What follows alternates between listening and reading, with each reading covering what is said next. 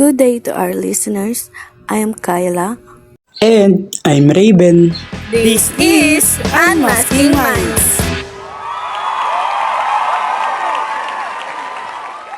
Today, our guests will share their experiences and we will be talking about their way to cope using one of the defense mechanism called repression. Let's now welcome Robi, Yzbelle, Clint, Aaron, and Yuri.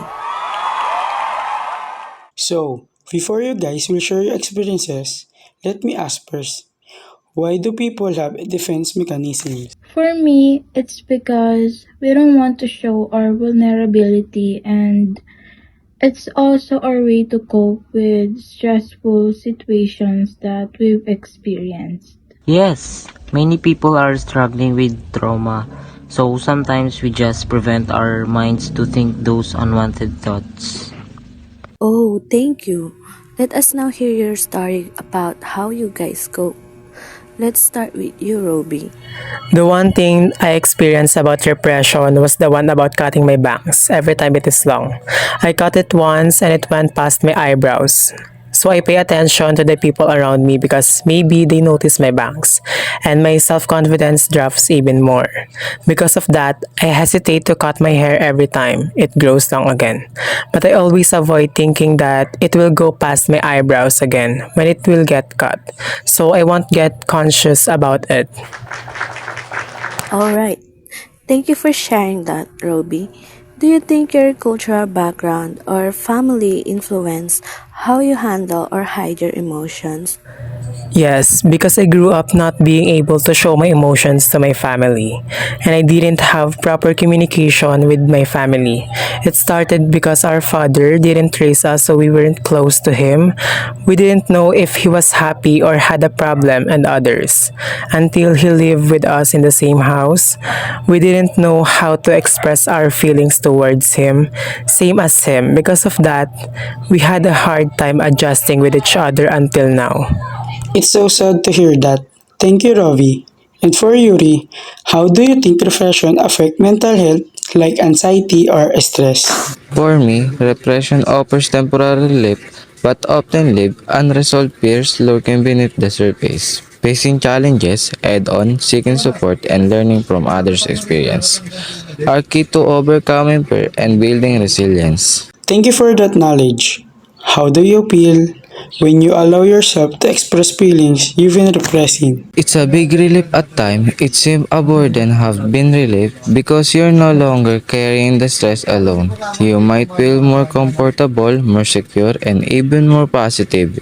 It's the same as letting out the emotion you've been holding for some time. It can be scary at other time. It's indeed a relief because we feel lighthearted whenever we're allowed to express ourselves. And now, let's hear Yzbelle's story about how she coped. Whenever I experience pain or discomfort in my body, I'm being paranoid and scared because I always think that I have a sick that I don't know yet.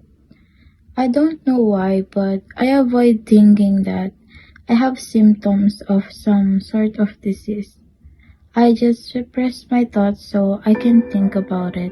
Oh, that's really alarming. I have one question. Have you ever noticed yourself avoiding certain thoughts or topics because they made you feel uncomfortable? Yes, just like what I said, I often avoid thinking about what I feel or experience because it makes me scared. There's so many things that comes to my mind like sickness or even dying. Lastly, we have a question for the both of you, Clint and Aaron. Can you guys think of a time when you avoided dealing with your feelings?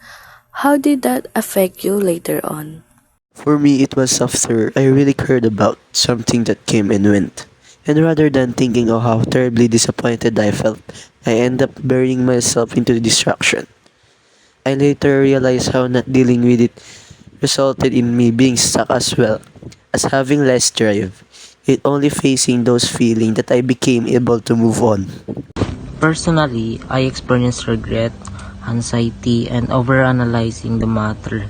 I usually ignore things because I believe that they are effective only to regret it later.